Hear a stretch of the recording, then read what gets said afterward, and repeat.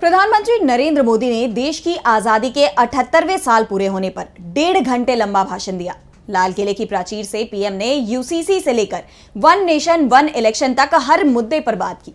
बस बात नहीं की तो जनता के मुद्दों की, विपक्ष के सवालों की। फिलहाल चर्चा उस मुद्दे की जिस पर पीएम मोदी ने खूब सारी बात की, यानी यूसीसी की।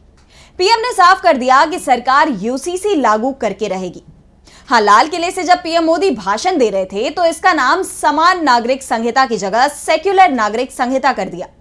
ऐसा शायद इसलिए कि पीएम मोदी को भी इस बात का एहसास है कि इस बार सरकार बीजेपी की नहीं है, बल्कि ये सरकार एनडीए की है। बीजेपी के पास बहुमत नहीं है, जिसके बाद कहा जा रहा है कि केंद्र में इस बार सरकार कमजोर है। ऐसे में यूसीसी लागू करना आसान नहीं माना जा रहा है, क्योंकि एनडीए के सहयोगी दल ही यूसीसी के मुद्दे पर बीजेपी से सहमत नजर नहीं आ रहे हैं। ऐसे में यूसीसी लागू करना सरकार के लिए काफी मुश्किल लगता है। तो कैसे यूसीसी के मुद्दे पर एनडीए में ही छिड़ी रहा, इसी पर आज हम इस स्पेशल रिपोर्ट में करेंगे चर्चा। नमस्कार, मैं आराधना। तो शुरू करते हैं हमारी आज की ये स्पेशल रिपोर्ट। स्वतंत्रता दिवस समारोह के दौरान पीएम मोदी के भाषण के हाईलाइटिंग पॉइंट्स में एक था यूसीसी, यानी यूनिफॉर्म सिविल कोड। मोदी सरकार लंबे वक्त से यूसीसी लागू करने की बात कह रही है और इस बार पीएम मोदी ने अपने भाषण में यह साफ कर दिया कि बहुत जल्दी सरकार इसे लागू करेगी।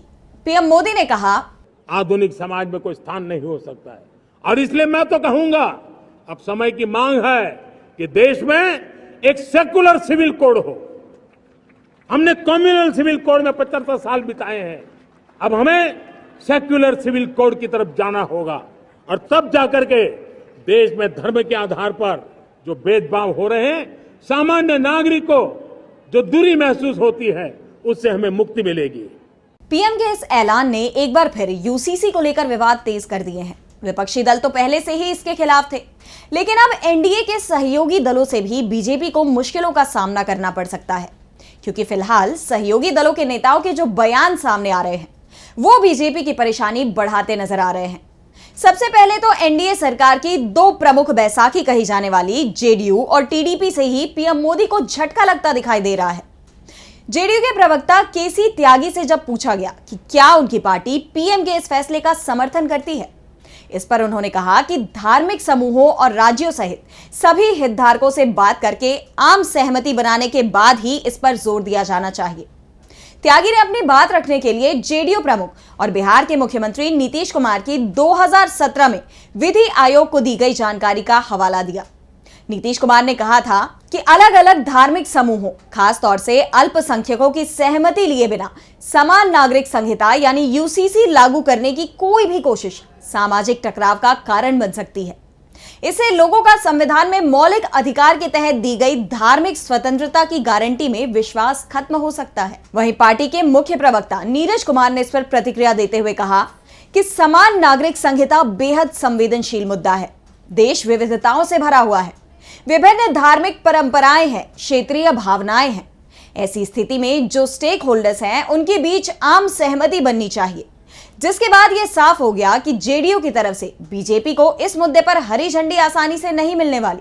दोनों दलों में सहमति बनना मुश्किल नजर आ रहा है। अब बात चंद्रबाबू नायडू की टीडीपी की, तो टीडीपी ने तो यह तक कह दिया कि ऐसी किसी भी घोषणा से पहले बीजेपी को अपने सहयोगियों से एक बार चर्चा करनी चाहिए थी।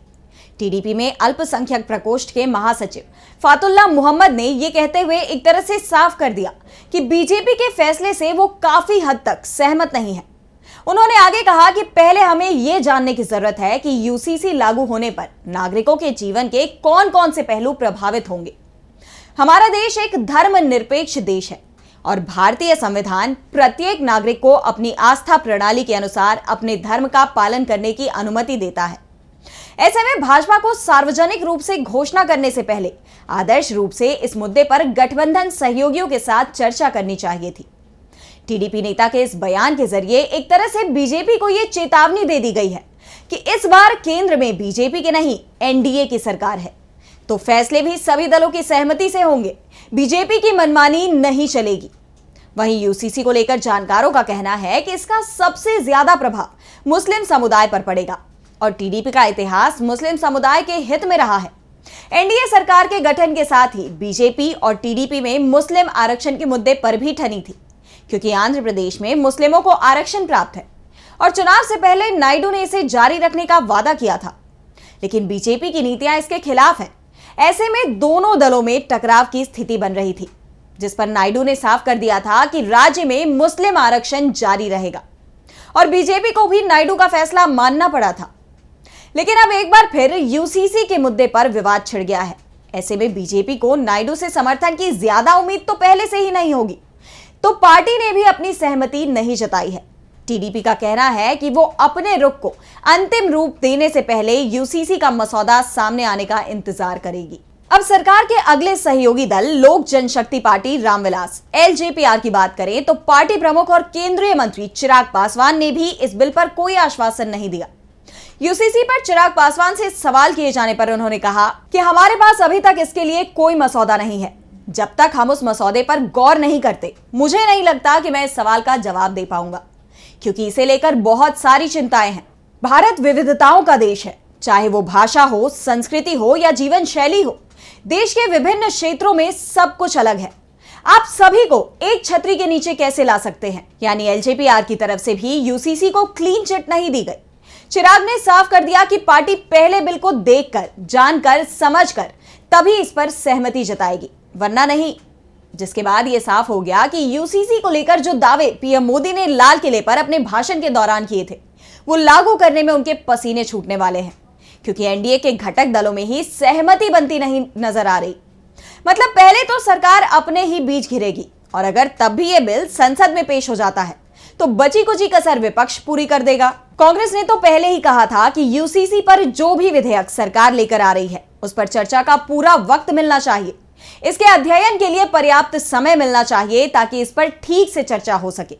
वहीं भाषण के दौरान पीएम मोदी ने वर्तमान में लागू सिविल कोड को भेदभावपूर्ण बताया था, जिस पर कांग्रेस नेता पवन खेड़ा ने कहा कि पीएम मोदी ने बाबा साहेब अंबेडकर के सिविल कोड को कम्युनल कोड बोला, तो सलमान खुर्शीद ने संविधान को सबसे बड़ा बताते हुए कहा कि संविधान जिसकी इजाजत देगा वही होगा। आरजेडी ने भी पहले ही संसद में इसका विरोध करने की बात कही थी, जिसे देखते हुए सरकार के लिए यूसीसी लागू करना बेहद मुश्किल नजर आ रहा है। लेकिन ऐसे में सवाल यह उठता है कि आखिर क्यों यूसीसी को लेकर इतने विवाद हो रहे हैं? क्या है यूसीसी? तो आपको बता दें कि यूनिफॉर्म सिविल कोड यूसीसी, जिसे हिंदी में समान नागरिक संहिता कहा जाता है, इसके तहत हर धर्म, हर जाति, संप्रदाय, वर्ग के लोगों के लिए पूरे देश में एक ही नियम लागू होगा। फिलहाल भारत में हर समुदाय का अपना एक सिविल कोड है। शादी से लेकर तलाक तक, संपत्ति से लेकर धार्मिक रीति रिवाजों तक, हर धर्म की अपनी मान्यता है। लेकिन यूसीसी लागू होने के बाद देश में केवल एक ही कानून मान्य होगा। पूरे देश के लिए एक समान कानून के साथ ही सभी धार्मिक समुदायों के लिए विवाह, तलाक, विरासत, गोद लेने के नियम एक ही होंगे। सरकार का दावा है कि ये कानून देश में कानून व्यवस्था को मजबूत बनाने में सहायक साबित हो सकते हैं, लेकिन इसे लागू करना देश में नए टकराव को जन्म दे सकता है।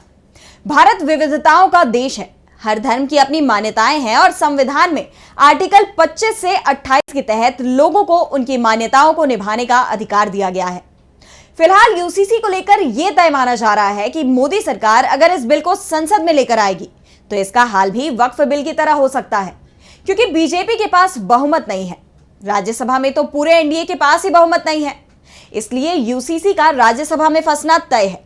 ऐसे में यह माना जा रहा है कि अगर मोदी सरकार इस बिल को संसद में पेश भी करती है तो इसे भी जेपीसी के हवाले कर दिया जाएगा। तो आज की हमारी स्पेशल रिपोर्ट में बस इतना ही। अगर आपको ये रिपोर्ट पसंद आई तो वीडियो को लाइक करें, शेयर करें और चैनल को सब्सक्राइब कर लें। नमस्कार।